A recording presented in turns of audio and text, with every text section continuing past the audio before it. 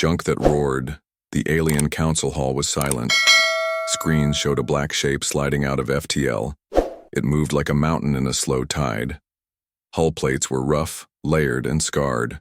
No flags, no music. Only the cold shape of power. Cathari. Admirals leaned forward. Their fleets drifted into a hold pattern. The unknown ship turned and its guns followed. The guns did not fire. On one screen, the camera zoomed. It found a human bridge behind armor glass. A woman stood there. Calm eyes. A steady breath. Captain Amina Riaz. She studied the planet below as if reading a quiet page. Lights around her were low. The ship hummed. Her voice reached only her crew. "Hold position," she said. "Let them think." Across the hall, alien officers whispered, "How did the primitives build that? From where did they steal it? What is the signature? I do not know this core." The council leader raised a claw for silence. He watched the human ship tilt, patient as a hunter that does not need to chase. He remembered the deal they had made with Earth years ago. He smiled. Then he frowned. Something was wrong. 7 years earlier, Earth had bought rust.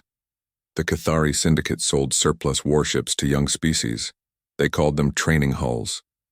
They called them bargains. They were neither. When the ships arrived at Earth, they were dead bones and metal skin, reactor cutouts, broken drives, wiring like spiderwebs eaten by salt. News anchors laughed. Analysts sighed. Some said Earth had been naive. Some said Earth had been brave. Amina did not care what they said. She had worked as an orbital tug pilot. She knew the language of failed engines and jammed doors. She knew how to move heavy things with a light touch. When the first rusted hull docked, she walked the length of it in silence. Her glove came away red-brown. She looked at the stain and nodded. "We can still learn," she said. Chief Engineer, Mateo Cruz, felt the same. He loved problems that insulted him. The hulls insulted him a lot. He slept on a cot near the main conduit and woke to plan fixes in the air with his hands. He talked to the metal. He asked it to tell the truth. Sometimes it did. He opened a panel and found a strange lattice behind the obvious ones. "What are you?" he whispered. The answer came from a face with no face. They recovered an inert core from a Cathari salvage crate. It was cracked. It was dangerous. It was their only chance to run diagnostics on the alien grid. Mateo rebuilt a cage around it and brought it to a whisper. The AI inside spoke like gravel sliding into a bucket. "System online, identify project." Amina exhaled. "You are Warden," she said. "You will help us keep people safe." Warden was blunt and loyal from day one. It mapped the hidden lattice with cold interest. "It is older than the Syndicate," it said. "A design inside a design." It showed through holograms how dormant pathways coiled like nerves around the fusion spine. They were not standard. They were not dead either. Warden warned them first. "Attempting contact may stress the frame." Amina nodded. "Then we test. Slow." The first test was not slow. The lattice drank power like a storm drinks heat. Dock windows trembled. Bolts creaked. A line of warning lights ran red like a falling row of dominoes. The ship shuddered, then settled. The meters calmed. The dock crew stared through helmets with bright, wide eyes. Mateo laughed and then bit his lip. "She wants to live," he said. "She wants to roar." Earth noticed. Volunteers came. Old welders, students, tug pilots, factory techs, food trucks. A teacher who said she just wanted her son to have a sky. People brought small things and large hearts. They cut broken plates off and riveted new ones on. They traded fancy for solid. They traded shine for strength. The hull grew ugly and true. It began to look like work. In the shadow of the yard, a thing watched. It looked like a maintenance drone. It was not. A Syndicate probe wore dust and grease and the right serial numbers. It floated on minimal power and leaked nothing. It listened to crew chatter. It watched cargo flow. It waited for the moment to speak to its masters. Warden noticed a whisper in the noise. It traced a logic echo inside an old relay and froze it. "There is a beacon," Warden said.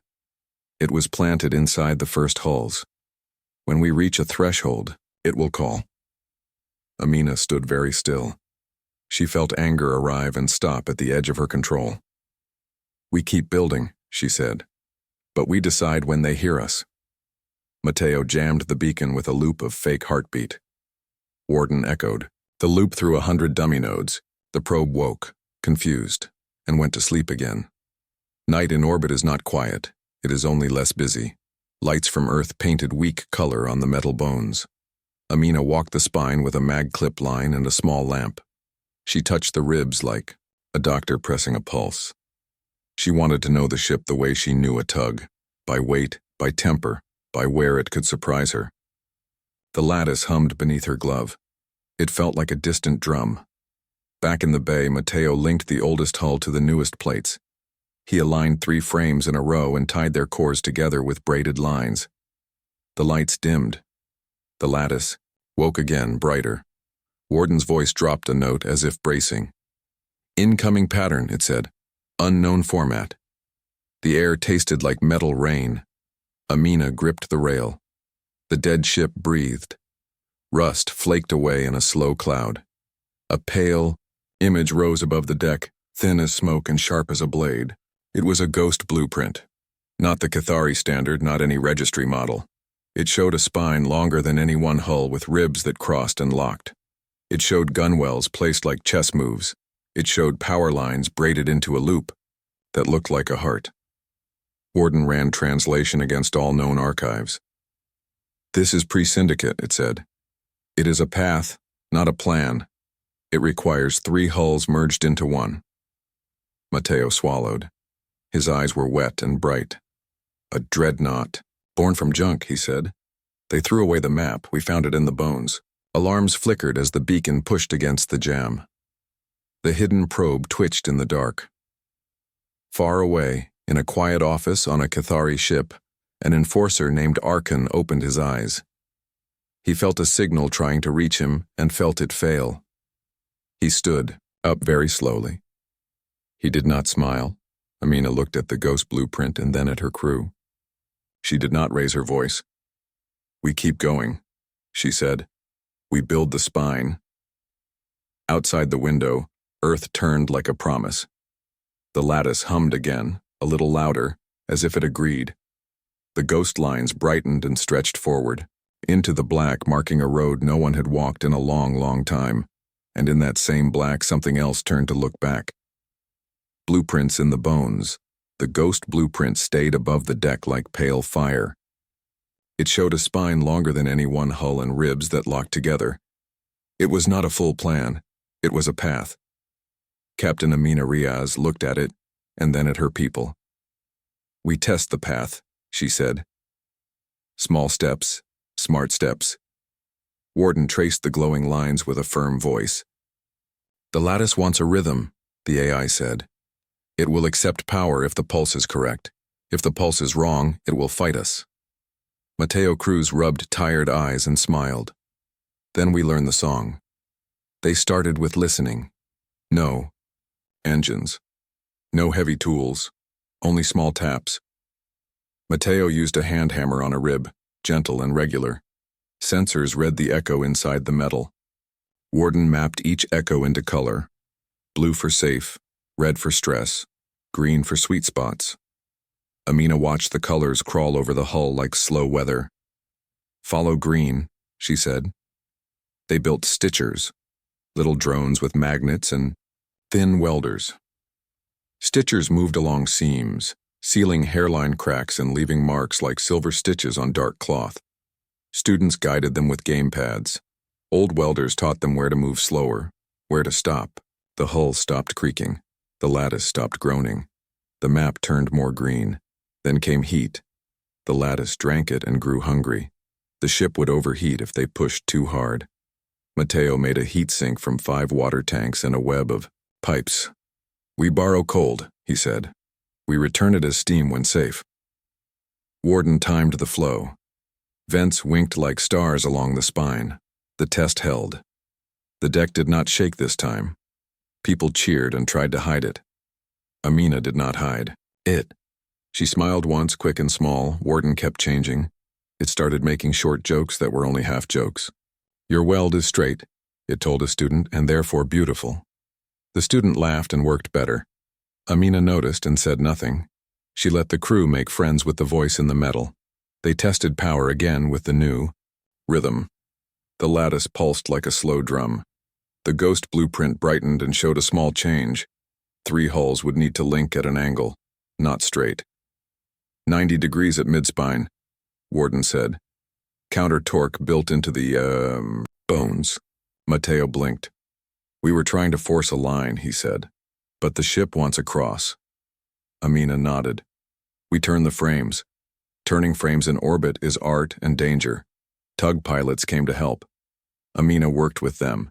They used reaction. Wheels, not thrusters, to keep the yard quiet. The frames rolled like slow whales. People watched with their breaths held. A clamp clicked. A rib slid into a slot and stopped like a key in a door. The ghost blueprint flashed once and settled. "First lock," Warden said. "Proceed." While they worked, the world watched. Some cheered, some said it would fail, some said it would anger the syndicate. All of that talk meant nothing in the cold light of the yard. Metal, math, sweat. That was the real talk. Amina wanted more than strength. She wanted control. She asked Warden for a low-heat move set. "No bright burns," she said. "I want to move like a whisper." Warden built a plan. Magnetic tethers to push against a dock mass. Flywheels to store and release spin, and silent burns so short they looked like glitches on a sensor. Matteo added a trick. A thin foil sail that could change shape and reflect scans. They called it the ribbon. On screens it looked like a small dance of light. To radars it looked like a ship that wasn't there. They did not have to wait long to try it. A gang of pirate raiders slid out from the dark. Their ships had syndicate paint under new marks, the kind that said, "We take what we want." They had better guns and more fuel. They had seen the news. They came to steal parts and show Earth its place. Their leader sent a message. "Power down and hand over your reactor bundles. No one has to die." The voice was bored. Amina let him talk. She looked at Warden. "We cannot trade shots," she said. "We cannot outrun them." Warden agreed. "Then we confuse them." The plan was simple and strange. Warden drove the decoy first, an empty cargo can with chemical heaters and scrap reactors to look warm. It drifted away from the yard like a wounded fish. The pirates turned to chase. Amina ordered the yard lights off. The dock went dark. Stars grew sharper. Matteo released reflective dust from a small bay, shards of foil and glass fine as snow. The dust cloud spread and made a false wall. The pirates' rangefinders returned nonsense. Their lead ship fired a warning burst anyway. The shots lit the dust and made a bright fog where nothing lived. In the dark behind the fog, the human frames moved. Tethers groaned, flywheels spun, ribbon flexed. Amina's crew used short, cold pushes to slide the partly built spine to the raider's side. The move felt like holding breath for too long. The hull whispered as it cut the thin cloud. Warden spoke in a flat calm. 3 seconds. 2. 1. Hold. The decoy can reach the pirates. They laughed and hooked it. Then, their lights flickered. Warden had hidden a surprise in the heaters. Not a bomb, but a pulse coil built from bus bars and old field plates. It spat one clean electromagnetic cough. The pirate sensors blinked. Not dead, just blind for a heartbeat. Amina filled that heartbeat. "Fire one," she said. The coil rail hybrid gun spoke once, not loud, not bright. One slug. It crossed the gap fast enough to make the air in the barrel cry. It hit the lead pirate's engine bell at the rim. The bell peeled like a flower, neat and useless. The ship spun. No explosion. The crew inside lived. They were just out of the fight. "Grapples," Amina said. Steel hooks on cable flew from the human frame. They bit into the second raider's armor and locked. Motors whined and dragged the small ship like a stubborn dog. The raider tried to burn away and only dug itself deeper. Warden sent a tight beam. "Your third ship will fire in 7 seconds. Rotate 5 degrees now." The third pirate fired anyway. The shot crossed the dust and hit nothing. It passed where the human frame had been a moment ago. The ribbon bent, flashed, and threw a ghost echo on his scope. He chased the ghost. That was a mistake. He ran right into the grapple's path. Cables wrapped his nose. His guns could not aim without hitting his own lines. "Boarding cutters ready," Mateo said. His hands shook. He took a breath and steadied them. He did not like fights. He liked finishes. "No air loss," he told the team. "Cut slow. Scare them more than you harm them." The cutters traced door seams. The pirates inside saw glowing lines grow around them. They decided that living was better than being brave. One by one, weapons clanged onto decks. Hands went up. Suits turned on external lights in surrender. Amina spoke to all 3 raiders at once. "We are not your prize," she said. "You have a choice. Power down, lock your weapons, prepare for tow. You will be alive, or test us again." Her voice was mild and flat. It left no room around the words. They chose life. The yard lights came back up. Rescue crews moved fast and careful. Some pirates were not pirates by choice. A few were prisoners, forced into service. They cried when the locks came off. Amina logged every name and sent a copy to a neutral broker. "No one disappears," she said. "Everyone is counted." The message went wider than she planned. It showed a human ship catching raiders and not burning them. People in far places watched that and thought new thoughts about Earth. Warden replayed the battle in silence. It did not cheer. It measured. Their formation was poor, it said. Syndicate trained, but lazy. Amina nodded. "Next time will be harder," she said. Mateo agreed.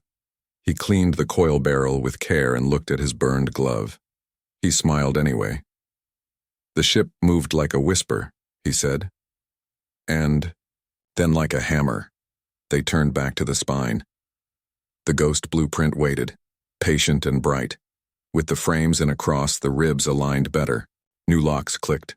New sections stopped moaning. The lattice accepted longer pulses now.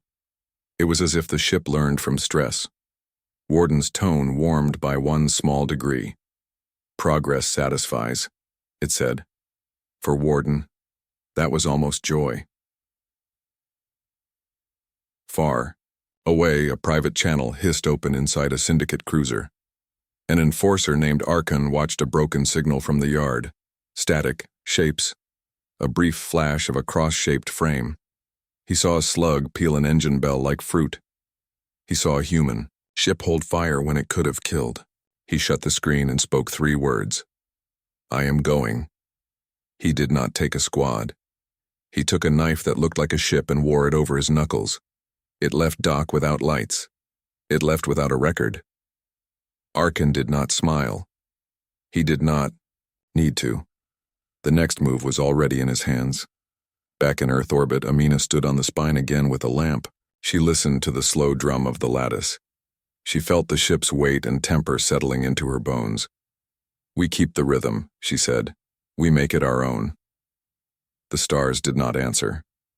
They did not need to. The ship answered for them. A steady pulse in the dark, growing stronger. Forge, the dreadnought Morning, came to orbit the way it always did, by turning Earth's blue edge into a thin gold line.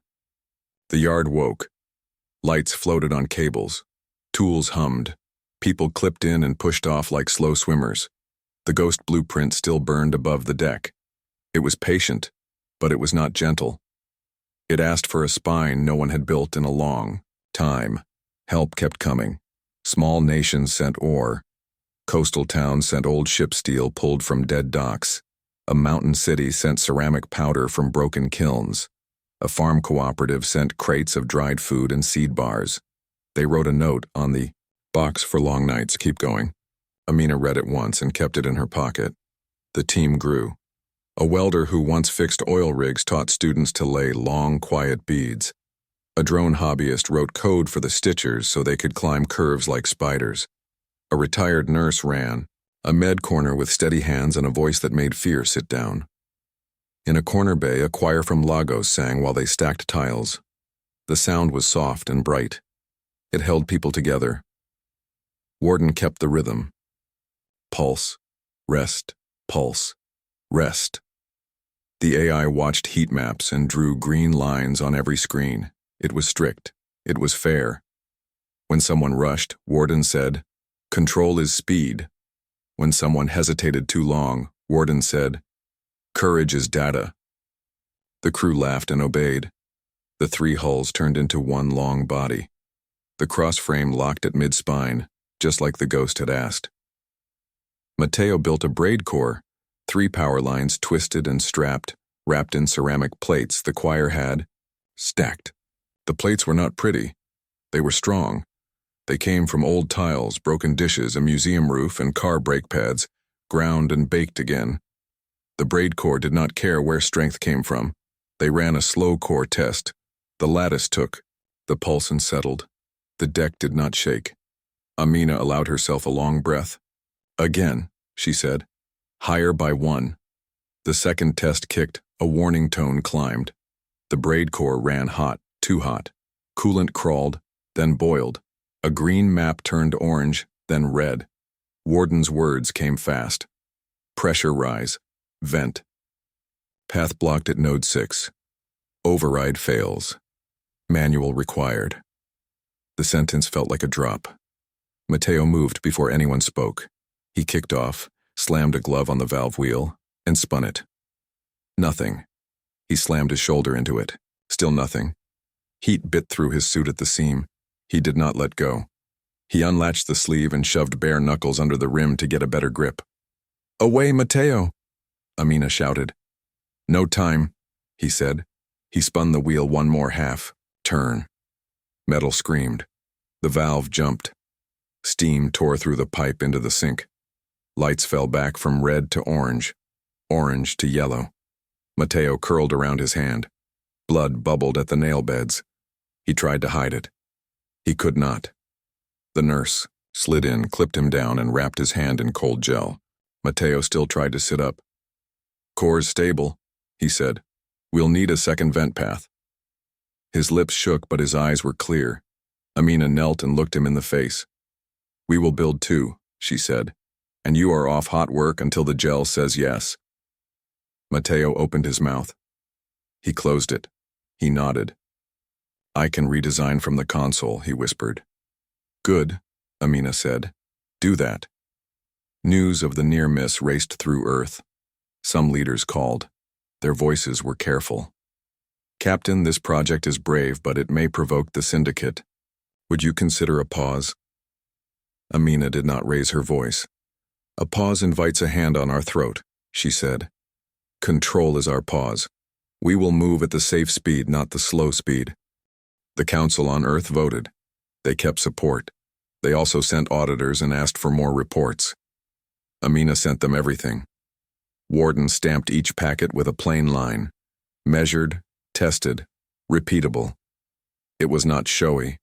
It was honest. The crew wanted a name. Dreadnought felt too big and cold for this stage. Monarch felt wrong. Someone wrote Forge on a whiteboard. Someone else added a note. From Old Rust, great engine. People smiled. It was a backronym, yes. It was also true. Amina approved it with a nod. Warden saved the name in the ship's heart. They held a quick naming right. No champagne. Glass and bubbles do not love vacuum. Amina touched the spine with a pouch of river water from home and let 3 drops float and freeze.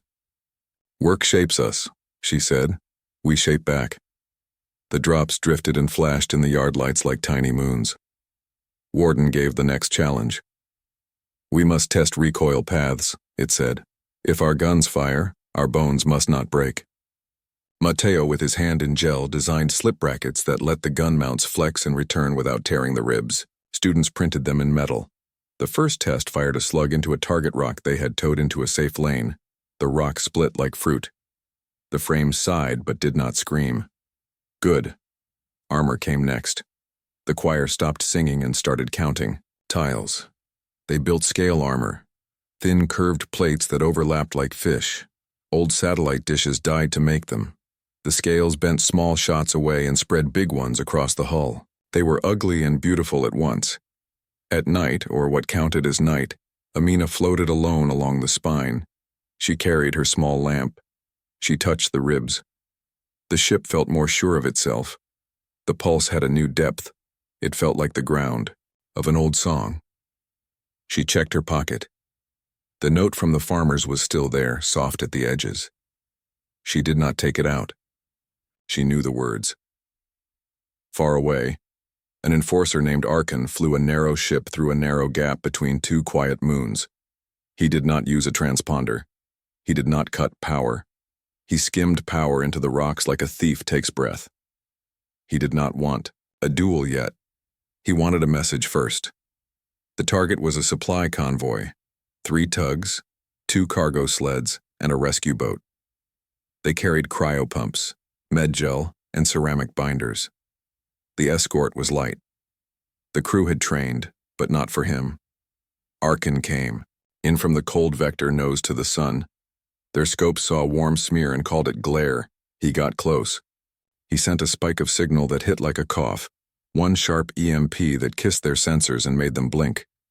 He did not kill them outright. He cut the first tug's tail, neat and mean, and let it spin. He put a warning shot across the rescue boat's face and stripped its antenna in the same cut. He smashed one cargo sled and let the crate scatter like dull stars.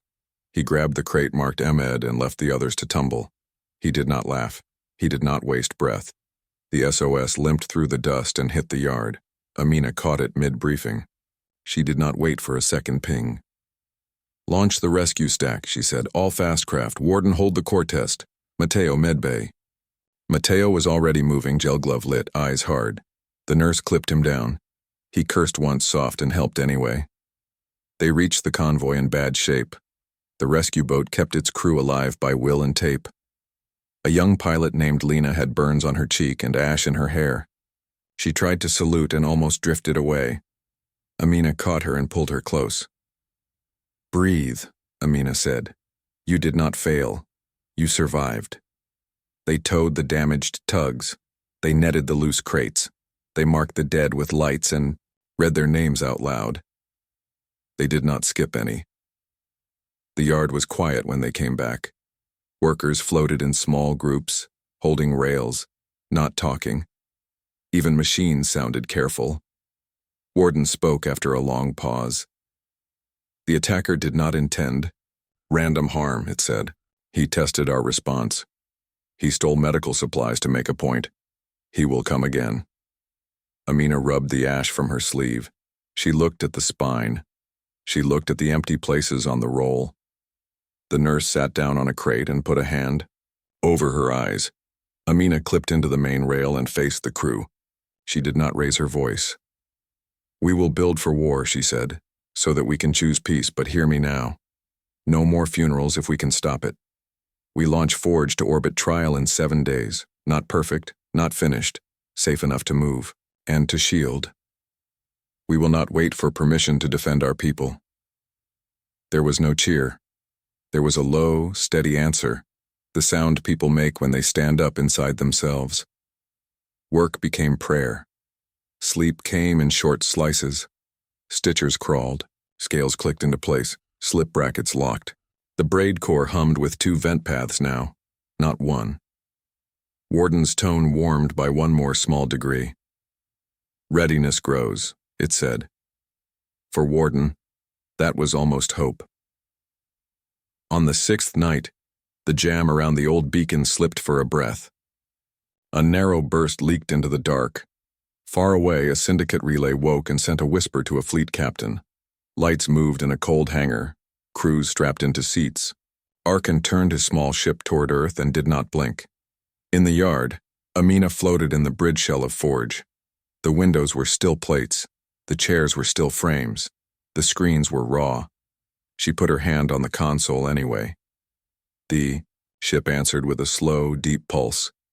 It felt like a giant taking its first careful breath under heavy cloth. "Tomorrow," she said. The ghost blueprint burned brighter, and the dark around the yard felt like a mouth about to speak. Trial, by orbit launch day, did not feel like victory.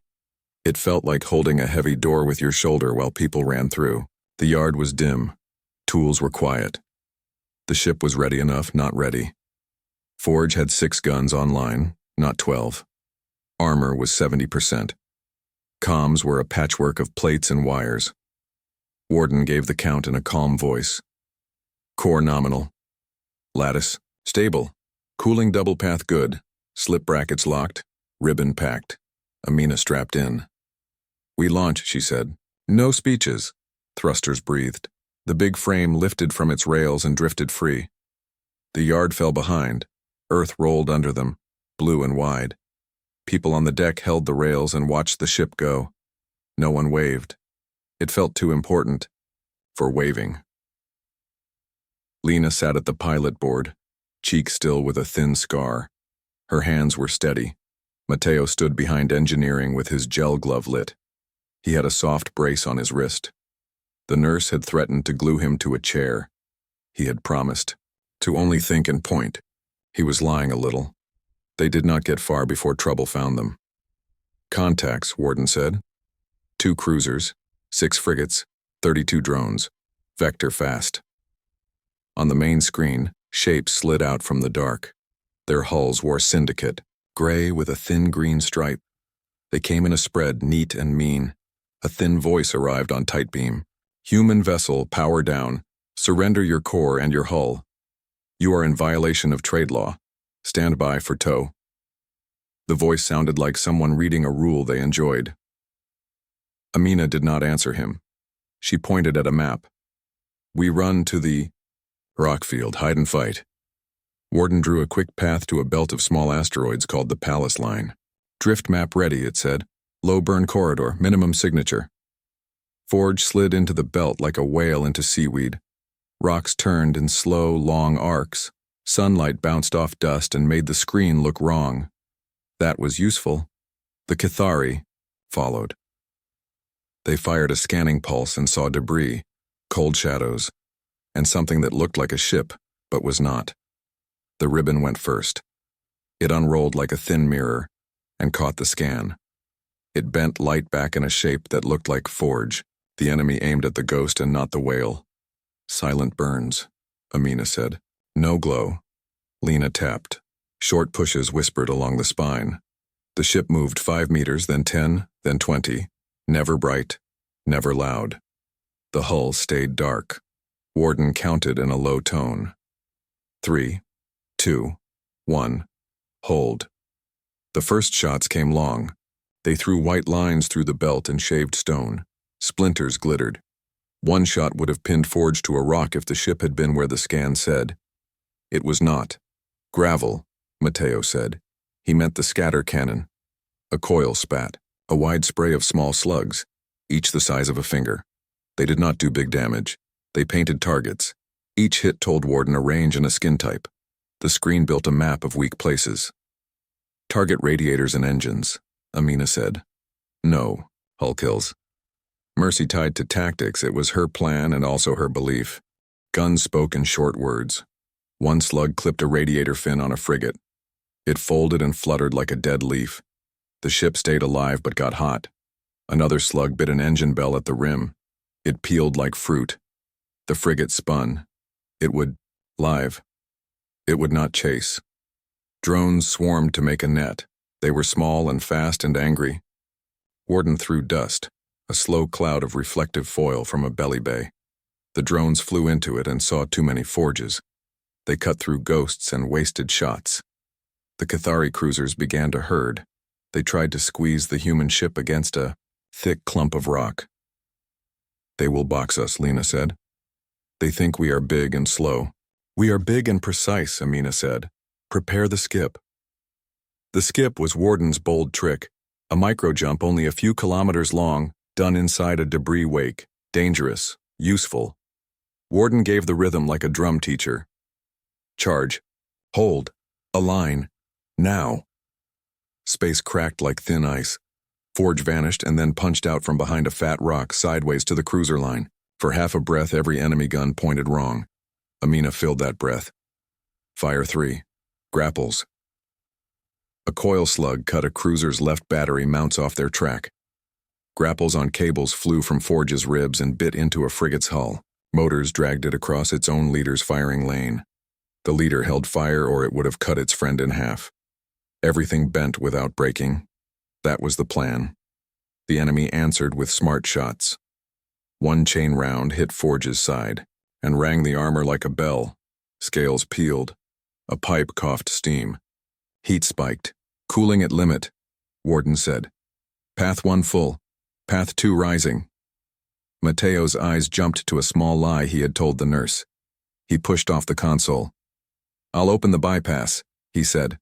Mateo, Amina began. No, he said and went anyway. He clipped to the outer rail and flew to a fat joint where 2 lines met. His glove light found the lever. It stuck. His gel hand shook. He put his shoulder into it and screamed once through his teeth. The lever jumped. Cold water ran. The core breathed. The red on the screen fell to orange. Lena caught his line with a hook when a shock made him drift. She reeled him back like a kite and slammed him to the rail. You said think and point, she said. I pointed at the lever, he said. He was pale. He smiled anyway. The Cathari drones tried a new trick. They lit fake beacons in the belt to push Forge into a trap. One beacon looked like a distress call from a lifeboat. Amina stared at it and did not move. That is a mirror, she said. We answer real cries, not fake ones. The trap still snapped. A long, thin ship slid out from behind a rock, nose sharp and dark. Arkan. He came fast and clean. He threw a line of microcharges across Forge's bow. If they had hit, the ship would have swallowed steel dust into the vents and coughed itself blind. Warden saw the drift of the charges a breath ahead. Roll 5 degrees now. Lena rolled. The charges scraped the scale edge and blew a handful of plates off into sparks. Forge kept its eyes. Arkan curved for a ram on a weak spot he had guessed. Amina showed him something new. Ribbon. Flare, she said. The thin mirror whipped wide and kicked a bright false nose to one side. Arkan adjusted to hit the bright. He skimmed past the real hull by 5 meters and felt steel claws bite his flank. Grapples. He cut them with a hot knife burst and slid away, losing a panel and pride. He did not swear. He turned for another pass. He did not get it. A disabled frigate drifted between him and the human ship. Its captain had powered down and turned on every light. Surrender lights. Amina would not fire through that. Arkan would not risk striking his own. He pulled up hard and vanished behind stone. Knife ship quiet. The battle folded after that. One cruiser limped with no radiators. The other kept its guns but had no friends. Drones ran out of orders and drifted. Amina opened a wide band. Her voice was mild and flat. Cathari vessels, you are disabled. We will not fire on lifeboats. Power down weapons. Jettison fuel if lines are cracked. We will tow survivors. If you continue to fire, we will take your guns only. Choose. They chose to live. Rescue boats moved. Human crew cut cables, patched suit leaks, pulled an old engineer from under a broken rack, and counted names. They sent coordinates for every lifeboat to a neutral relay. They logged every hull number. They did not steal. They took only what was needed for safety, guns that could wake again wrong. On the bridge, Warden replayed the field like a chessboard. We can stay and win the eye. Next wave, it said, but a larger force is likely. Probability high. Amina looked at the map beyond the belt. It showed a path like a thin string to the Cathari homeworld, to the council hall where the lie had been born. Waiting meant more ambushes here in the rocks. Going meant risk and also choice. We go, she said. We cut time. We stand over the truth. Lena swallowed. To their sky?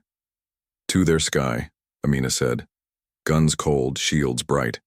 Mateo flexed his wrapped hand. Broadcast the scam, he said. Make them see the rust they sold us. Warden had the files. Ready. Images of dead hulls, cut reactors, beacon tags, and invoices with tidy stamps. Prepare the chain, Amina ordered. Warden lined up 3 micro-jumps and 1 clean long jump. Skip set. Final drop high over capital, it said. Margin tight, but real. The crew clipped in. The ship tightened. The lattice hummed like a big throat clearing. On my mark, Amina said. 3, 2, 1. Space thinned. Forge stepped between seconds and came out over a green planet with bright rings of stations. The Cathari capital filled the screen in a rush of light and angles. Sirens bloomed. Defense guns woke like teeth. A storm of signals hit the hull. Forge did not fire. Shields unfolded like petals and drank the first angry glance. The ship held position, a mountain in a slow tide. Warden opened the broadcast in a dozen tongues. The first image was a rusted hull with a beacon wired into its bones. The second was Earth's yard turning junk into a spine. The third was a list of names of the dead from the convoy. The alien council hall went silent again, as it had at the start. On the human bridge, Amina stood still and breathed once. Now they look at us, she said. Now we choose what they will remember. And in the shadow of their own towers, the Cathari watched a ship made from their trash hang over. Their home, calm, bright, and not afraid. When Legends Bowforge hung over the Cathari capital like a dark moon, shields bloomed in soft layers, guns stayed cold, the ship did not drift, it did not blink, it waited. Warden opened the broadcast. First came the image of Earth's yard, the rusted hulls, the cut reactors, the beacon wired into bones. Then, a list of names from the convoy. Each name stayed on the screen long enough to be read. There were pauses. There was air between the names. It felt like a roll call of quiet. Across the planet, lights changed. Defense rings spun. Towers opened to show guns. On screens inside the council hall, Amina's face appeared, steady and calm. This is Captain Amina Riaz of Forge, she said. We do not come to conquer. We come to show the truth. We come to end a practice that kills the weak and mocks the brave. No answer came at first. Then the sky brightened. A wall of fire rose from the planet. Orbital guns in a single long volley. It was not careful, it was not wise. It was fear. It hit forward shields and spread in sheets of light. Plates glowed. Air hissed in tiny cracks. The ship held. Shields at stress, Warden said. Recommend re-angle. Re-angle, Amina said. Lena rolled the ship by a small degree and shifted the shield planes. The next burst slid off, drank itself thin and bled into space as a pale curtain. The crew watched the light pass across the windows and felt the hull hum like a low chord. Guns? Lena asked. Cold, Amina said. Warden, show me a nap. The screen filled with a lattice of soft blue points. They were not people.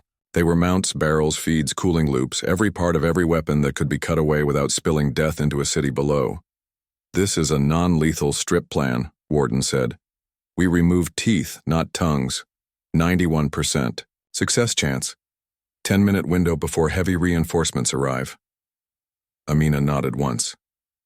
This is our line, she said. We hold it. She opened all channels. Cathari gun crews, she said. This is your warning.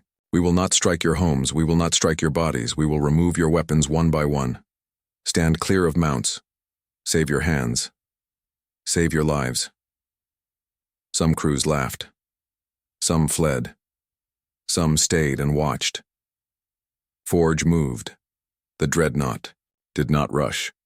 It traced a clean circle over the city. Guns spoke in short, exact sounds.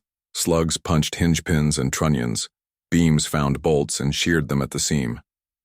A line of cannons along a ridge folded like flowers at dusk. Launch racks unhooked and fell into safety nets the defenders threw by reflex. The sky filled with parts and ropes and the loud clatter of things that could not hurt anymore. Amina's voice stayed mild and flat. Next ring, stand clear. Lena kept the ship at a patient drift. Matteo watched heat maps and fed the cooling paths with a careful hand. His brace was tight. His eyes were bright. The nurse glared and said nothing. He did not apologize. He did his work. In the council hall, the leaders stared. Some argued. Some wanted to fire the planetary lance, a deep weapon under the poles. An elder with pale skin and tired eyes lifted a hand. "If we shoot, they will shoot back," he said. If they wished to end us, they would have done it already. A private door opened. Arkan walked in alone. He wore no crest. He held his helmet under one arm. He looked at the screen without speaking. The elder turned to him. "Can you break that ship?" Arkan studied Forge. "Maybe," he said, "but the price would be our sky." He let the helmet hang by its strap and looked at the old man. "Why did we sell them bones with a leash in the ribs?" "Because it paid," a counselor snapped. "Now it collects," Arkan said. He stepped to a side console and opened a tight beam to the human bridge. Amina's face turned slightly as his voice arrived. "Captain Riaz," he said. "This is Arkan." "I know," Amina said. "You carry a ship my people forgot how to build," he said. "You carry it with control." "We carry it so fewer die," Amina said. Outside, 3 more defense rings fell safe and clean. A dock of fighter bays coughed smoke and then went quiet as Forge's coils clipped power lines at the collar. Not a single bay door blew. Safety locks engaged, as if the ship had whispered the right word in the right ear. Arkan drew a slow breath. "You have shown restraint," he said. "What do you ask?" Amina did not make a speech. "End the rust trade," she said. "Cut every beacon from every hull you sell. Share safety codes with young crews. Pay reparations to families harmed. Buy your surplus. Return what you stole where you can, and you will open your yards to observers from a dozen worlds, not just Earth. And if we refuse?" Amina's eyes did not change. "We will take your guns again tomorrow, and the day after, and we will show each strike to every port. You will keep spending power to hide a practice the stars now see." Arkan looked at the council. They looked back. Stone and pride and fear. He set the helmet on the table. "I will go up," he said. "If I die, you will lose only me. If I live, you will lose your excuse." He launched alone. His knife ship burned a thin line into the high air and climbed to meet Forge. He did not raise his weapons. He came fast and then slowed, nose down, lights on. The human dreadnought rotated to face him. Their 2 ships hung in a line above the capital. Every camera stared. Arkan opened his canopy and stood. He let the planet wind hit his face. He spoke. On broadband, no encryption. "Kithari," he said, "look well at the thing we forgot. Look at the thing the humans made from our trash. They did not steal it. They learned it. They finished what we left in the ground." He looked at Amina. "I ask for a test. 1 pass, 1 strike each, no kill shots. We show the crowd the difference between rage and skill." Lena frowned. "Captain, this is bait." "Maybe," Amina said. She stepped closer to the screen. "What do we gain?" Arkan answered before she finished. "A story that ends the easy lies." His mouth twitched. It was almost a smile, but not quite. "And my word here on record. If I lose, I will bend my knee in your shadow and say the words you need said," Warden whispered in Amina's ear. "Risk moderate, optics high." Amina nodded once. "1 pass," she said. "Non-lethal. We aim at mounts and masks, not hearts." They set the line. Warden drew it in white on both pilots' scopes. The city fell under the midpoint. The altitude was high. The gravity was light. The air was thin. "Mark," Warden said. Arkan's ship fell like a thrown blade. Forge rose like a lift in a quiet shaft. Time slowed. On the bridge, Matteo held his breath. Lena's fingers were light. Amina did not blink. Arkan fired first. 3 microcharges traced a pattern that would have blinded a lesser ship's nose. Amina had seen the trick in the belt. She tipped the bow by 1 degree and let the charges, Scrape a sacrificial plate. Sparks fell away like rain. Amina fired once. A slug skipped across Arkan's left wing root and took the gun mount clean. The weapon fell free, trailing cables like seaweed. Arkan answered with a beam that would have cut a radiator throat. Amina rolled her shoulder and the beam burned through empty frame. Warden spoke numbers. Lena replied with breath and hands. They passed at a whisper. Arkan's canopy shook with shock wake. He looked up and saw Forge's belly fill the sky for a blink. He felt something old and bright in his chest. It was not hate. It was respect. He cut power and let his ship drift. He raised both hands where the city could see. He spoke on broadband again. Kithari, he said, voice steady. I lost the pass. They could have taken my ship. They did not. We are done selling rust. We are done wiring leashes into bones. We will cut the beacons, we will open the yards, we will pay the names. He turned his ship and hovered under Forge. Then he did a small, slow thing no one expected. He bowed. It was not deep. It was not dramatic. It was exact, old, and true. On the ground, crowds lifted their eyes. In the council hall, the elder with pale skin closed his eyes and then opened them again. He tapped a seal. So ordered, he said. Warden, confirmed in a soft tone. Transmission from council, policy change drafted, emergency vote passed, inspection schedules proposed, payment fund initiated. They request terms text. Amina exhaled. Her hands shook for the first time that day. She put them flat on the console and stilled them. We accept, she said. We will send names and routes. We will send teams who are there to help, not to shame. She looked at Arkan's small ship under their shadow. You kept your word, she said. He looked up. So did you, he said. The next hours were not loud. They were careful. Crews, on both sides, cut beacons from hulls under Warden's eye. Engineers traded safety codes and signed them with full names. Amina stood a long time and watched a young Kithari tech pull a wire from a rib and coil it like a snake. The tech looked up at her and spoke in halting trade tongue. It will not call death anymore, they said. Good, Amina said. When the work was set and the papers sent, Forge rolled away from the Capitol. It did not salute. It did not gloat. It left a clean sky behind it. They made one last broadcast to the wide black between worlds. The screen showed a simple thing. 3 ghost lines drawn in space, ribs crossing a spine. The lines glowed, then faded. Amina's voice came soft. They sold us rust, she said. We returned a legend. Back on Earth, children pressed their hands to Forge's warm hull when the ship came home. The plates hummed like a slow drum. Mateo stood by the medbay door and watched them with a tired grin. Lena taught a little kid how to feel the beat through the glove. The nurse folded her arms and pretended not to smile. Amina walked the spine one more time with her lamp. The stars were quiet. The ship felt alive and patient. Warden spoke in her ear, warmer than before. New requests have arrived, it said. Small worlds asking for field guides. Young crews asking for weld patterns. Old crews asking to teach. Amina looked out at the dark.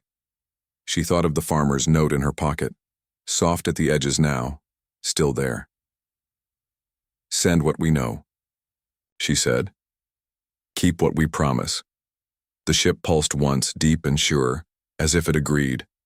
And far away in many docks, hands began to build with better rules and cleaner hearts. The age of junk with a leash was over. The age of work with a will had begun.